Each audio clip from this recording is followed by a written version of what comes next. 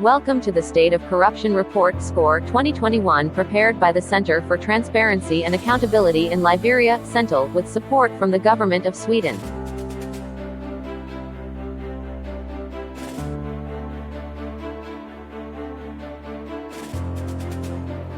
In my first State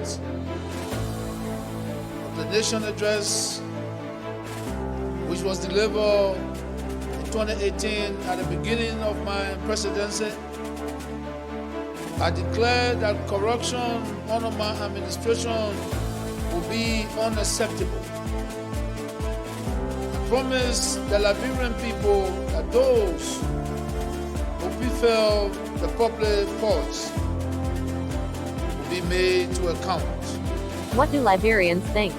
We asked 601 Liberians in Nimba, Grand Bassa, Bom, Barpolu, Riverses Bomi, and Montserrato. 90%, that is 9 out of every 10 Liberians, think corruption is high. Only 2% think corruption is low. 42% of those who think that corruption is high said so because there are rampant allegations of corruption. 41% said corruption is high because there is lack of transparency and accountability, while 29% said corruption is a custom in Liberia. 24% of Liberians think that government is committed or somewhat committed in fighting corruption, while an overwhelming 66% think that government is not committed in fighting corruption at all.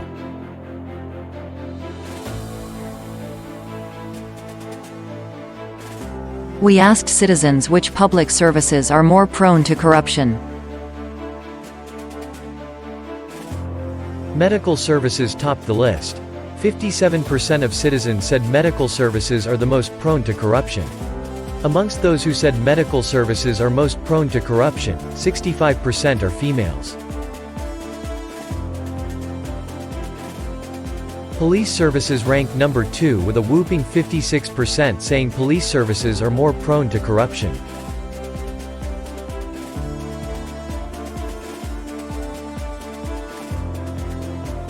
And education sits in the third spot. 34% said educational services are more prone to corruption. And while justice must be done to all men, 28% of citizens say court services are more prone to corruption. With this, court services ranked number 4. We also asked citizens about the major challenges facing Liberia. Unemployment sits in first place, followed by corruption, poverty, high cost of living, bad roads, inadequate healthcare, poor education system, poor leadership, poor electricity and insecurity. We also wanted to know which institutions citizens trust to fight corruption. 66%, that is 2 out of every 3 Liberians, have no confidence in the legislature to fight corruption. 62% have no confidence in the judiciary, that is the courts, to fight corruption. And 61% have no confidence in the executive branch of government to fight corruption. Most people trust the media, religious institutions, and civil society. 65% have confidence that the media and religious institutions can fight corruption, while 57% have confidence that civil society organizations can fight corruption. Public integrity institutions follow in fourth place with 49% having confidence that public integrity institutions can fight corruption. We have looked at citizens' views or perceptions about corruption. But how are they affected by corruption? What have been their experiences over the last year? Over 2/3 of Liberians, or 66%, witnessed corruption within 12 months prior to the survey. That means 2 out of every 3 Liberians witnessed corruption within the last year. Bribery was the most form of corruption witnessed. 69% witnessed bribery, 12% witnessed sexual extortion or sextortion, 35% witnessed misuse of public funds, and 33% witnessed extortion. We asked those who witnessed corruption whether they reported the corruption they witnessed. Only 25% reported. For those who did not report the corruption they witnessed, we asked why. 35% said it was pointless to report because no action would have been taken on the report. 34% feared that there would have been retaliation if they reported, and another 28% did not even know where to report in the first place. We then asked those who reported corruption where they reported it. 24% reported to the Liberia National Police, 18% reported to community leaders, 17% reported to traditional leaders, 12% reported to the Superintendent Office, 11% reported to civil society organizations, 4% reported to the management of the institution where it happened, and 4% reported to the Liberia Anti-Corruption Commission. We asked citizens the hard question, whether they paid a bribe. Nearly half, that is 46%, admitted to paying a bribe during the last year. The ratio of bribe payment among males and females is the same. 46% of males and 46% of females paid a bribe. We wanted to know why people paid bribes. 39% paid bribes because they wanted to access a service. 30% paid to speed up a service, 12% paid to avoid problems or punishment, while 11% paid to avoid paying the full cost of goods or services. We have been looking at citizens' views and experiences about corruption during the last year. But are these just perceptions? Could these perceptions be based on reality? Let's find out. Let's begin with health corruption. Fake drugs. Clinics and pharmacies have been booked for giving substandard, falsified or expired medicines to patients. In September 2021, the Liberia Medicines and Health Products Regulatory Authority, LMHRA, seized and burnt a huge quantity of fake or expired drugs and other pharmaceuticals. In some public health facilities, like the James N. Davies Jr. Memorial Hospital, in addition to the medical bills, patients are required to purchase fuel for the generator before they can undergo surgery. And in the midst of these lapses, including shortage of ambulances, hospital beds, medications, etc., those in charge of regulating the health sector have been implicated in corruption and self-dealing. For example, in 2020, a business, First Responders, owned by Senator Saw H. Joseph, a member of the Senate's Committee on Health, was awarded a $140,000 contract by the Ministry of Health for ambulance services. Section 9.6 of the Code of Conduct for Public Officials states, "No public official or employee of government should use an official position to pursue private interests that may result in conflict of interest." There are also reports that Senator Joseph exerted his influence to have the Liberia Medical and Health Products Regulatory Authority, LMHRA, award a $1.5 million contract to a company linked to him for construction of a laboratory. But is it true that Senator Joseph has any control at the LMHRA? The senator's influence at the LMHRA came under spotlight when he wrote dismissing its managing director and appointing another in his stead, something which only the Liberian president is authorized to do. In response, President Weah directed that all actions of appointment and dismissal carried out at the LMHRA as a result of Senator Joseph's communications were null. We will now zoom in on COVID-19. Corruption has also not spared the COVID-19 pandemic. The rush to set up response mechanisms, contain transmission, and address the accompanying socio-economic impacts of the outbreak created opportunities for lack of transparency and corruption. As testing intensified, the National Public Health Institute of Liberia received several complaints of extortion and fraud in its COVID-19 testing and result processes. Within few months of the outbreak, the country had mobilized an estimated $103,646,500 and $39,408,866 Liberian dollars and 98 cents. Multiple issues of significant materiality regarding the operations of the Incident Management System, IMS, were found by the General Auditing Commission within only 4 months of the IMS operations. For example, the IMS did not disclose its United Bank for Africa, UBA, accounts and balances. There was also no disclosure of donations received, whether cash, goods, or services. Payments were also made to Johnny&O Lodge, a business owned by former Senator Peter Coleman, who at the time served as chairman on the Senate's Health Committee. Also, the GAC also found a payment of $71,500 to 1Q Peewee was not recorded. Health Minister, Dr. Wilhelmina Jala, later informed the legislature that the payment was used to procure and transport a herb unapproved by the World Health Organization, WHO, as a treatment for COVID-19. President George M. Weah had earlier explained that the herb was a gift from his friend, He Umaro Sissoco Embalo, the president of Guinea-Bissau.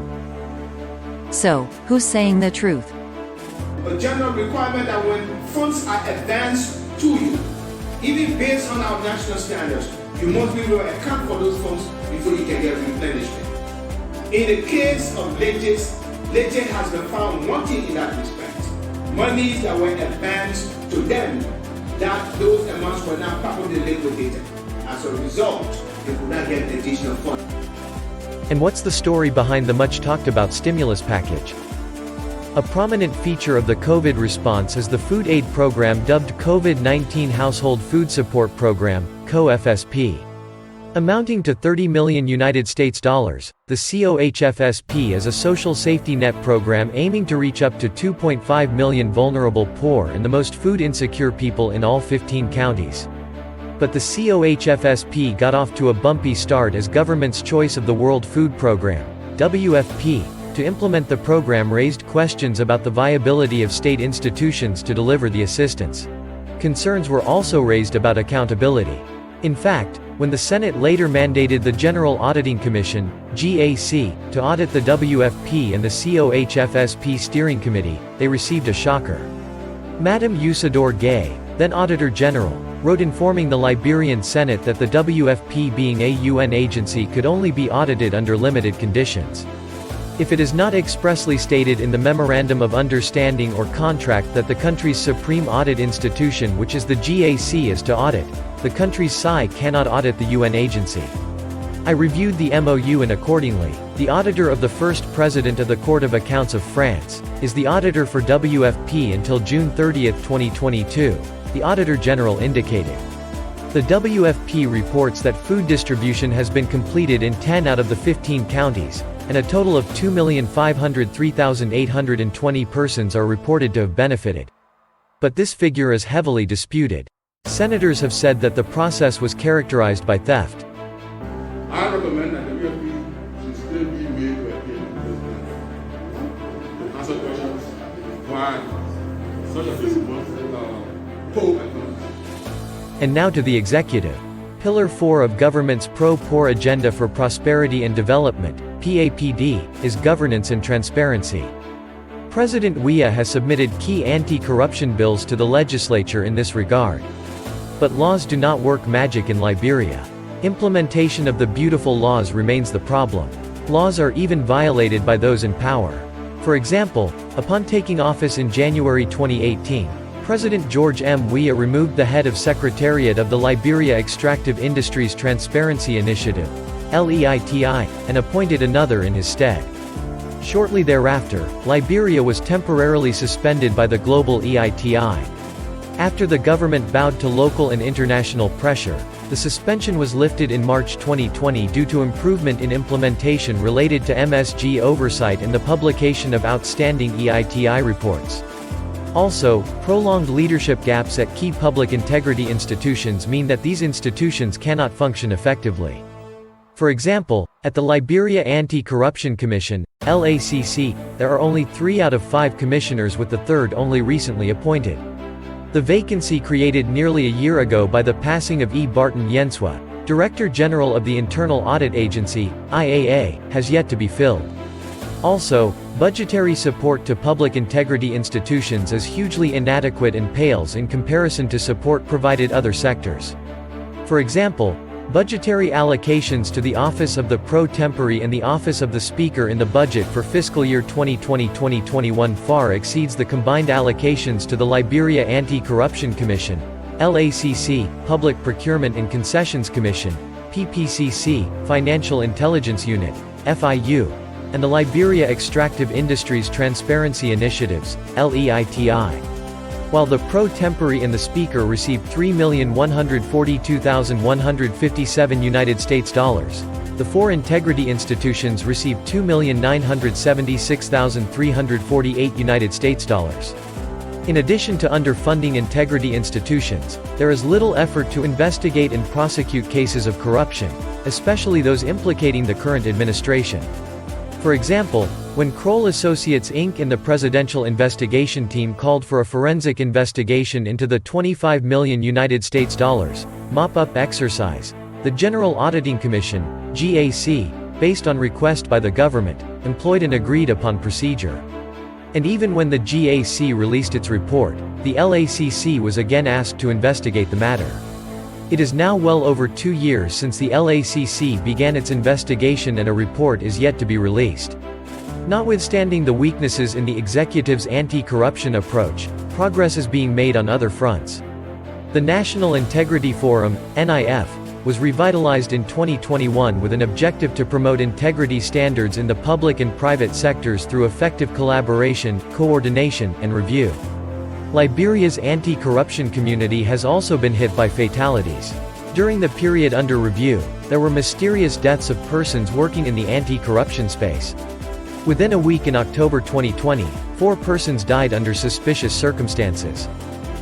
As the branch responsible to make laws, the legislature is a key player in shaping the country's anti-corruption regime. The legislature also operates through several working committees, amongst which is the Joint Public Accounts, Expenditure and Audit Committee, PAC. By August 2021, the PAC had received a total of 234 audit reports from the General Auditing Commission, GAC. The legislature has completed review of 45 of these reports. Generally, the PAC has validated a significant number of flaws as reported by the Auditor General.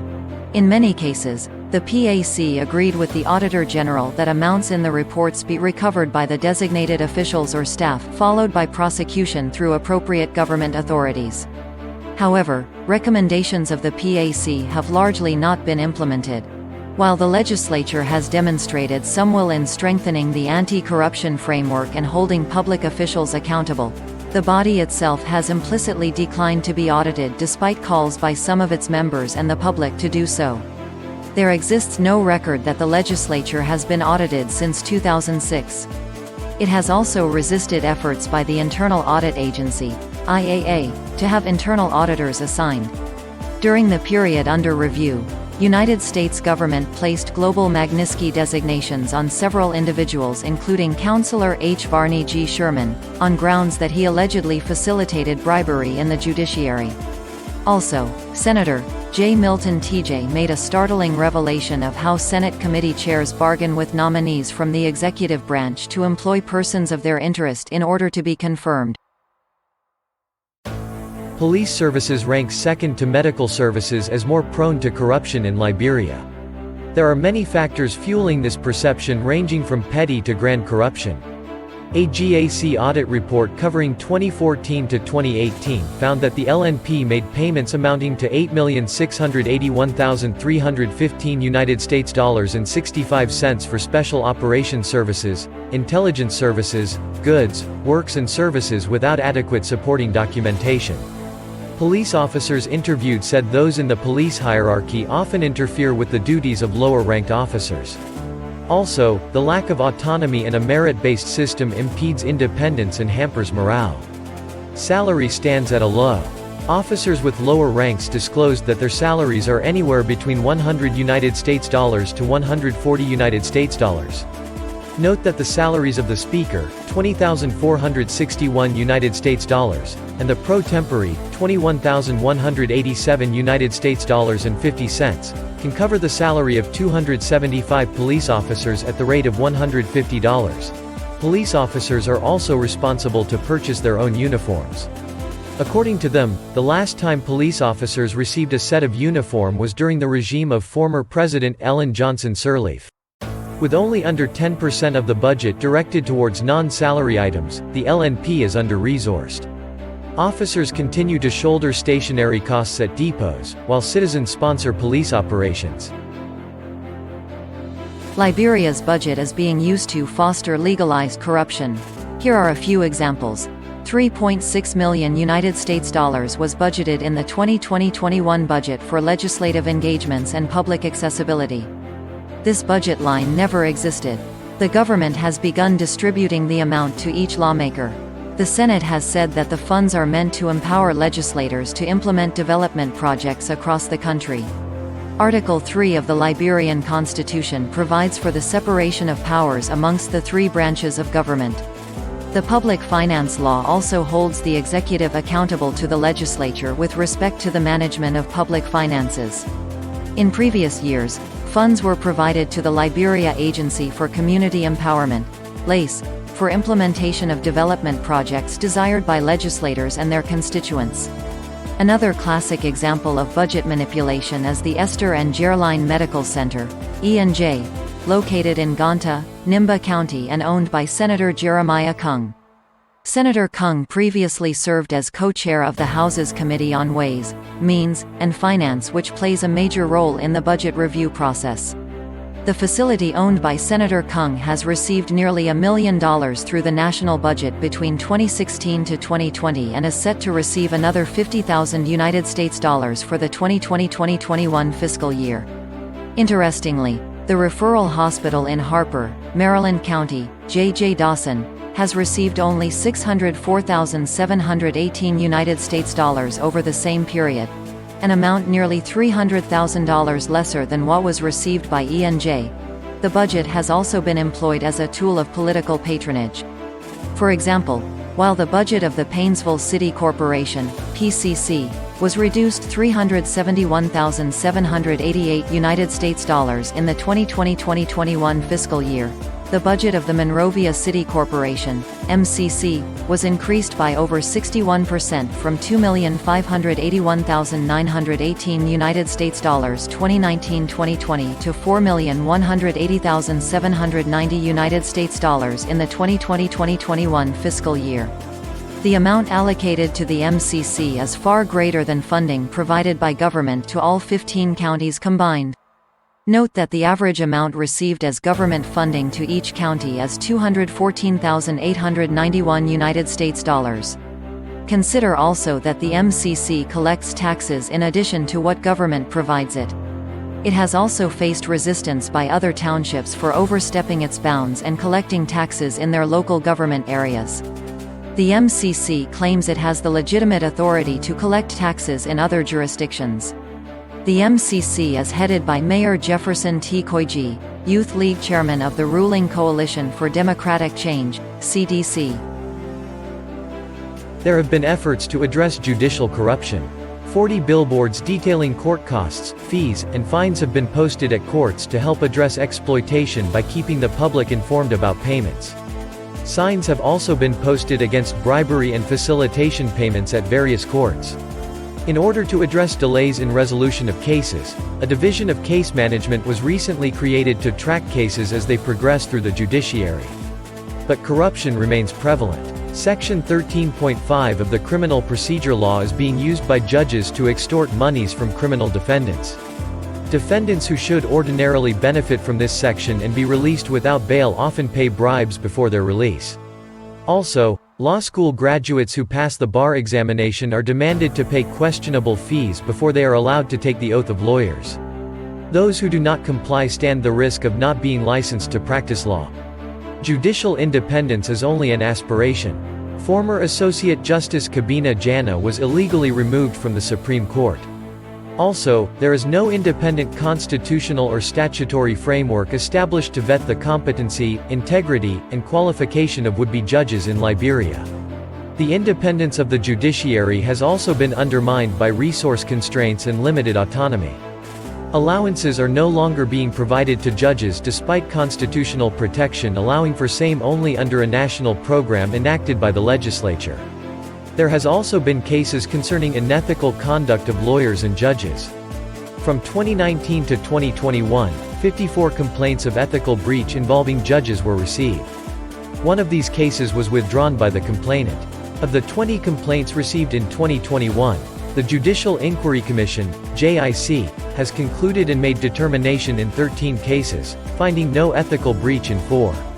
By September 15, 2021, the Grievance and Ethics Committee of the Supreme Court had received 23 complaints against lawyers for the year alone. Of these complaints, 3 have been concluded, 4 are currently being heard while the other 16 are pending investigation. Civil society and the media have remained engaged with the governance process. The media has been an important player and source of information, and plays a vital role in shaping public opinions on daily happenings that allow people generate perspectives and make judgments. In many ways, the media have supported anti-corruption efforts by shining light on unscrupulous practices, people and activities which often enlighten public opinion on critical national issues and create opportunity for probing or investigation. For instance, Front Page Africa has been one of the leading print and online media institutions that continue to report on wide range of issues including corruption, bad governance, and human rights abuses among others. Civil society continue to raise public awareness through media engagements and engagements with local communities.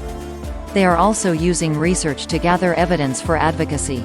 The National Civil Society Council of Liberia, NCSCL, NAMOTE Partners for Democratic Development, NAYMOTE, Institute for Research and Democratic Development, IREDD, Human Rights Advocacy Platform, amongst others continue to speak out against bad governance, human rights abuse, and corruption. There has been a number of corruption allegations during the period under review. Some have been investigated, others are under investigation, while some remain ignored. Here are a few examples. In August 2021, Madam McKenna Keita, Special Projects Coordinator at the Executive Mansion, was accused of soliciting kickback in the tone of $5 million from foreign investors. Also, the Ministry of Foreign Affairs has been rocked with corruption scandals relating to passport fraud and unauthorized sale of Liberia's diplomatic passport to grant honorary titles to foreign nationals to represent Liberia's interest in several countries around the world. Former Director of Passport, Andrew Wanplo, was suspended and subsequently dismissed for alleged passport fraud. He and his family have also been banned by the U.S. government. Foreign Minister Maxwell Kamaya has alluded to a «black market» at the ministry which has been involved in hiking payments of services and failing to have collections reported to government revenue. In the agriculture sector, former officer in charge of the Central Agricultural Research Institute, Carrie Paulette Finley, resigned shortly after a leaked audio tape emerged in which she and others were heard discussing the sale of some assets belonging to the institution. Agriculture Minister Janine Cooper has said that Carrie under the regime of OIC Finley lost its integrity amidst a series of media reports branding Carrie as a corruption center. LACC Vice Chair, Councillor Kaniobi Bala, was accused of corruption, but an internal investigation by the LACC cleared him of corruption and held him only for administrative lapses. Another allegation concerning conflict of interest was levied against Councillor Bala and the Managing Director of the National Port Authority, NPA, Bill Twaywe. According to media reports, the pair and two others established a company and allegedly used funds from the Port of Buchanan to purchase a loading machine for their company and awarded the loading contract to themselves. LACC chairperson Councillor Edwin Claw Martin has disclosed that the matter is being investigated. The LACC is also investigating the former manager of the Buchanan Port Mr. Charles Gull and his chief statistician, Amara Kamara, over allegations of financial impropriety amounting to over $200,000 US. Government, civil society, media, religious institutions, businesses, and international partners need to make immediate and concerted effort to ensure the lives of people are free of corruption. Here are a few recommendations. Appoint and fully support an ombudsman to enforce the code of conduct for public officials. Establish and make fully functional a dedicated fast-track anti-corruption court. Widely publicize procedures for reporting corruption and unethical conduct at various entities. Ensure that policymaking is fully transparent and consultative, considering the interests of all affected groups equally. Fill all existing and future vacancies at integrity institutions in a timely manner. Increase budgetary support to public integrity institutions to cover operations and program areas. Invest in user-centered digital platforms that ease and simplify citizens' access to government services. Prioritize maximum public participation in passage of the whistleblower and witness protection bills.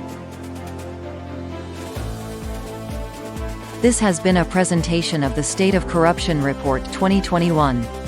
For more information, visit our website at www.cental.org.lr.